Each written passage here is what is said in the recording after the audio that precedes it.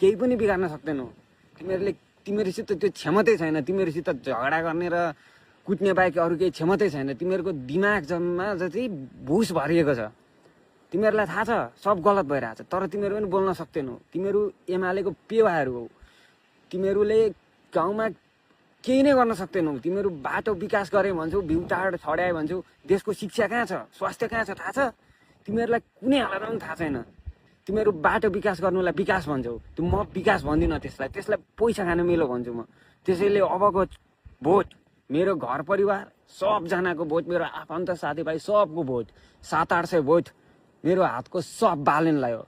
यदि मिलो भने म पनि आएर एउटा भोट बालेनलाई दिन्छु, नत्र म विदेशबाट भए पनि एकदम साथ सहयोग छ बालेनलाई। नयाँ युगको सुरुवात गर्नुपर्छ झापामा।